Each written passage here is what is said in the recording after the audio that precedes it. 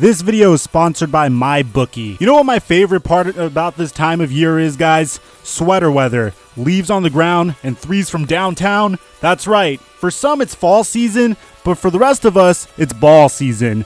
Put those pumpkin spice lattes aside and grab a beer, because pro and college ball are tipping off, and there's no better way to feel a part of the action than to have a stake in the game with MyBookie.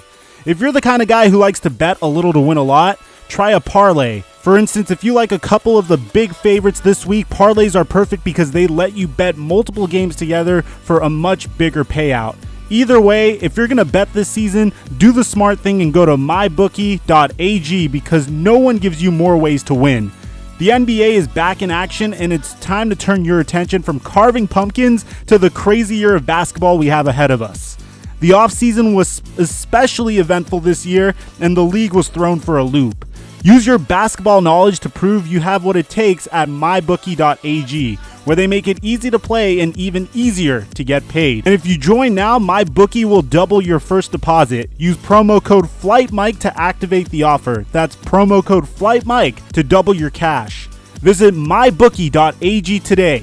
You play, you win, you get paid. So before we get started, guys, if you watch a lot of my content that's recommended to you, but you haven't hit that subscribe button, please hit that subscribe button, because as soon as we hit 500,000 subscribers, I'm going to go full-time on YouTube and defer nursing school for a little bit.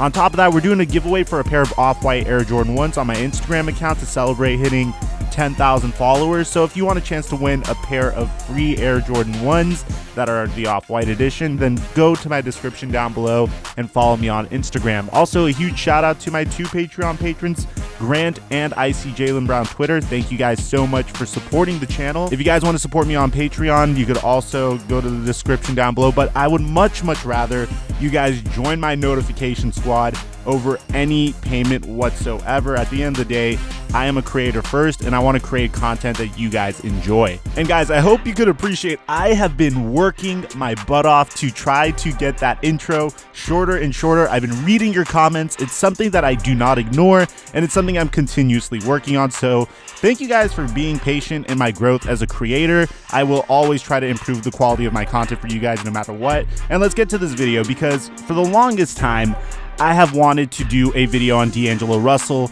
because I feel like his career is finally starting to get the respect it deserves. And what I mean by that is the Los Angeles Lakers unceremoniously shipped away D'Angelo Russell for what?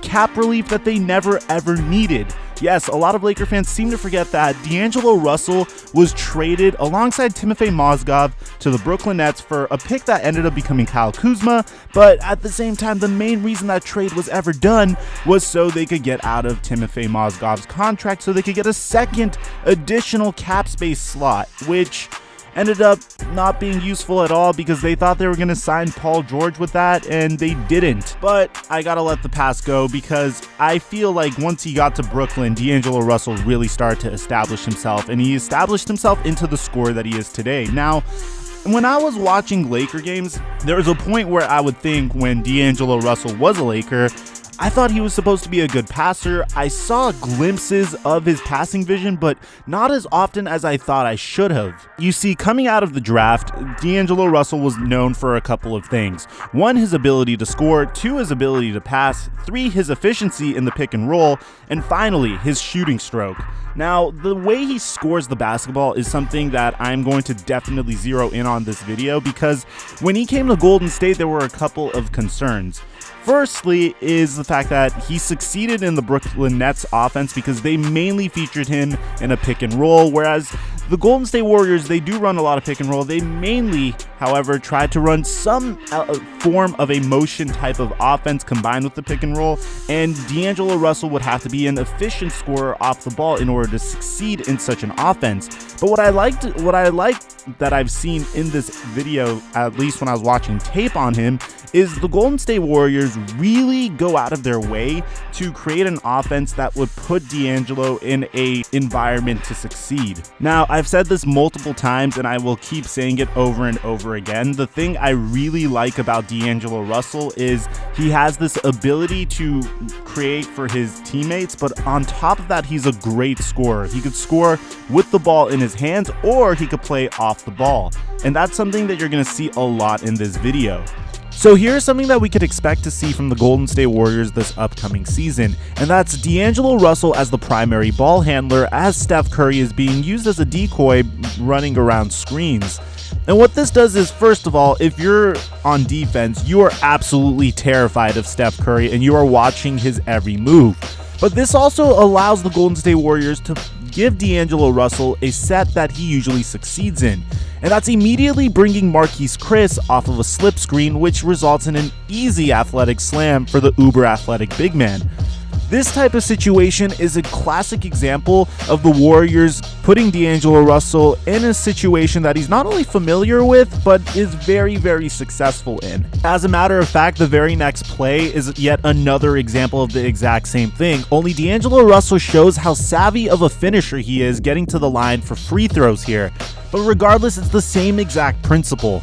Give D'Angelo a good pick and roll partner with a lot of distractions and chaos running around in the background, and it's always going to result in a good play.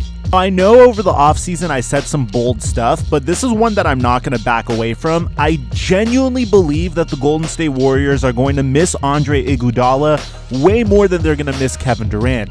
And that's because D'Angelo Russell just fits into their offense significantly better and more seamlessly than Kevin Durant did.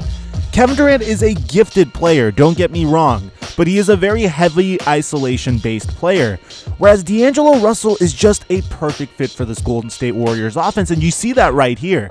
Without a doubt, we could all agree that the Warriors are at their most dangerous when Draymond Green is handling the ball.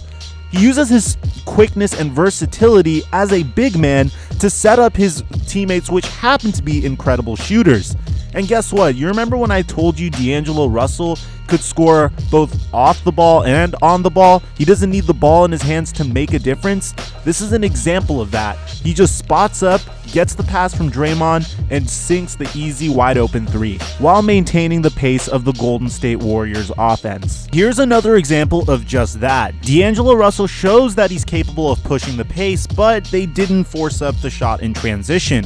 As a result, D'Angelo gets the ball back and runs a very, very scary pick and roll with Draymond Green. He ends up getting the isolation, and guess what he does? He gets you a three-pointer, only this time it's not off of a catch-and-shoot three, it's a step-back three which he created for himself. This ability to create baskets for himself and create his own jump shot is a valuable skill, but the fact that he doesn't consume all of the team's possessions in a vacuum is absolutely terrifying. He could give you whatever you need. Remember when I said D'Angelo Russell has great court vision? Well, this is an example of just that. Once again, the Golden State Warriors put him in a position to thrive by giving him a screen with Marquise Chris. Afterwards, they do it once again before D'Angelo Russell's able to find a cutting Steph Curry for an easy two. Once again making the correct play and the correct read, which is a testament to his basketball IQ. Something that I feel like a lot of people don't give D'Angelo credit for, because for the most part, most people only pay attention to his abilities as a scorer. Can we just sit here and discuss how terrifying this is?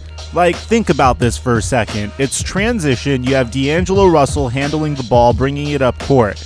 At the same time, you have Steph Curry running into a corner.